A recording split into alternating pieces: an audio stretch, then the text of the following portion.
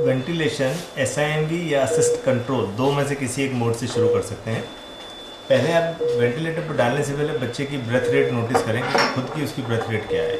For example 50 के ऊपर वो ब्रेथ ले रहा है तो आपको लगभग 50 के आसपास वेंटिलेटर पे सेट करनी है। अब आप ये भी कर सकते हैं कि SIMV 50 पर मिनट या assist control 50 per minute. Assist control as I said is assist and control. अगर आपने 30 की ब्रेथ रेट सेट करी तो 30 तो कंट्रोल ब्रेथ जाएंगी पर मिनट और बच्चा उसके ऊपर 20 और खुद ले रहा है क्योंकि उसकी खुद की रेट 50 की थी, तो बची हुई 20 ब्रेथ भी जो आपने रिमेनिंग 30 सेट किए ना, जो पैरामीटर, जो प्रेशर, जो वॉल्यूम, उसी पैरामीटर से बाकी 20 असिस्ट हो जाएंगी। So that is assist control. उसमें वर्क ऑफ ब्रीदिंग बहुत अच्छे से कम होता है पेशेंट का वर्क ऑफ ब्रीदिंग, जो उसको खुद को काम करना पड़ रहा है ब्रीदिंग लेने के लिए, वो बिल्कुल कम हो जाता है। और एज अपोज सिंक्रोनाइज में क्या फर्क पड़ता है? SIMV में प्रॉब्लम क्या है कि अगर आपने 30 की रेट सेट की तो 30 तो कंट्रोल जाएंगी, बची हुई 20 वो अपने हिसाब से टाइडल वॉल्यूम लेगा और टाइडल वॉल्यूम लेने के लिए उसे खुद को मसल को वर्क करना पड़ेगा।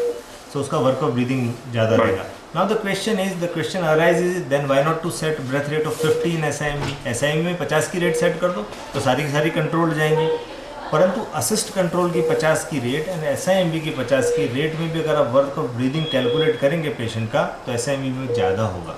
आप वेंटिलेटर्स को क्यों कर रहे हैं? आप ब्रीदिंग को टेक ओवर कर लेना चाहते हैं, उसका वर्क ऑफ ब्रीदिंग को मिनिमाइज खत्म कर देना चाहते हैं। तो आप उसको खत्म करना चाहते हैं तो आप असिस्ट कंट्रोल करें।